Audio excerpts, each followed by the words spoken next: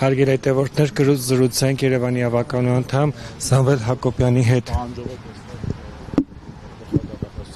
Բարև ձեզ, այսօր մենք ակցիա ենք իրականացնում մի պաշտպանություն Հայաստանի Հանրապետության բոլոր քաղբանտարկյալների, անկախ քաղաքական ճաշակներից եւ տեսակներից։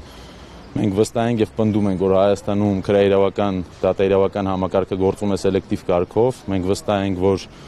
մարդկանց քաղբանտարկյալ եւ բանտում հայտնվելու գլխավոր պատճառը իրենց ընդդիմադիր քաղաքական հայացքներն են։ Մենք վստահ ենք, որ այսօր եթե մարդ աջակցում է Նիկոլ Փաշինյանին, բազում հանցագործություններ կարող է իրականացնել, որի արդյունքում նա որևէ պատասխանատվության չի ենթարկվելու եւ նույնի հայլիական հակառակի, եթե ընդդիմադիր է, շատ հնարավոր է հայտնվես բանտում առանց որևէ հանցագործում կատարելու։ Այսօր մենք ունենք իրավիճակ, որով որ սրբազանները, բարերարները, փաստաբանները, ինչը իրավական պետության համար խայտառակություն է, հայտնվել են բանտում մեկ պարզ պատճառով, որ նրանք ընդդիմադիր հայացքներ ունեն եւ ի պաշտպանություն մեր ազգային ներնայությունների, ի պաշտպանություն մեր ազգային ինստիտուտների հայտարարություններ են արել։ Իրենց հայտարարությունների մեջ որևէ հանցակազմ չի եղել, սակայն քանի որ իրենք ընդդիմադիր են եւ քանի որ իրենք հասկանում են օրինակ Միքայել Սրբազանի օրինակով, որ Միքայել Սրբազանը ունի այնպիսի մեծ հանրային ընդունում եւ հարգանք, որ իր շուրջ կարող է լինել կոնսոլիդացիա, Նիկոլ Փաշինյանը իր վախերը արտացոլում է տվյալ քաղբանտարկյալներին կալանավորելով։ Ես օրինակ իմ համար մեծ հարց է, թե մենք ունենք քննիչներ եւ դատախազներ, ովքեր գործում են օրենքի տարով, օրինակ իմ պատկերացման բավականին արդարացի կլիներ, որ քրեական գործօրինակ հարուցեր Ալեն Սիմոնյանի վրա, որը լինելով պարլամենտական հանրապետության պարլամենտի նախագահ, ինքնահարճակ կերպով դարձել է մեր թշնամի պետության ղեկավարի փաստաբանը, եւ երբ որ մեր պետության, մեր սուվերեն տարածքում գտնվող մեր Սևանա լճի մասին տրվում են ինչ-որ թուրքական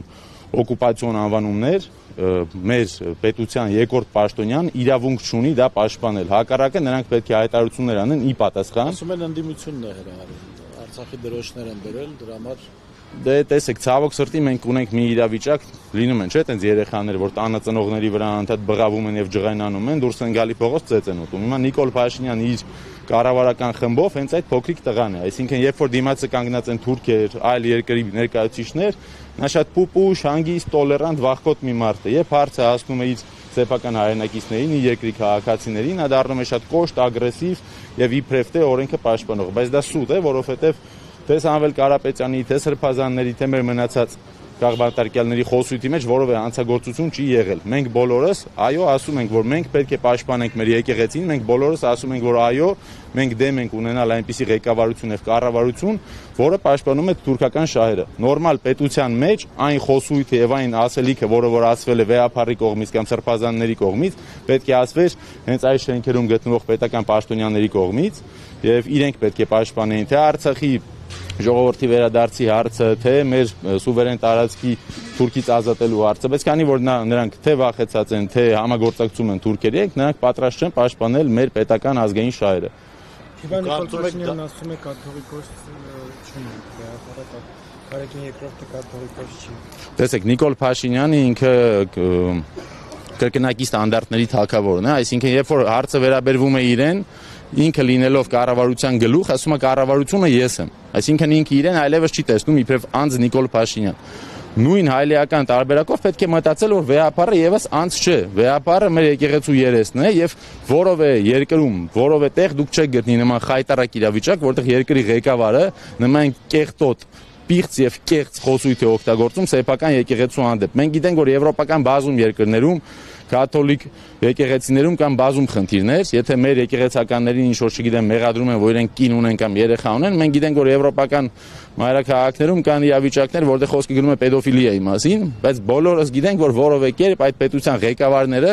չեն գրոհում իրենց եկեղեցիները, ինչու, որովհետև իրենք չեն գրոհելու անձանց, իրենք գրոհում են ինստիտուտը։ Նիկոլ Փաշինյանը այսօր Հովանավանքը օկուպացրել է, Հովանավան գնացողները դարձել է արդեն ջրբաժանի ֆիլտրի մի ձև, նույնիսկ ԿՊ-ականների մեջ է երևում, թե ով է պատրաստ առանց որովե կարմիր գծի Նիկոլ Փաշինյանի ետևից գնալ հանուն մյուս ցուցակում հայտնվելու եւ բոլոր այն մարդիկ, ովքեր որ գտնում են, որ իրենք պայքարում են անձի դեմ, իրենք մանիպուլյացիայի են ենթարկվել, իրենք պայքարում են եկեղեցու դեմ եւ սա թույլատնում են թե մեր ազգային արժեքները, թե մեր պետականությունը։ Հիմա ձեր պահանջը ի՞նչն է Ավանի նախկին քաղաքապետի օգնականից։ Մեր պահանջը այն է, որ ձեր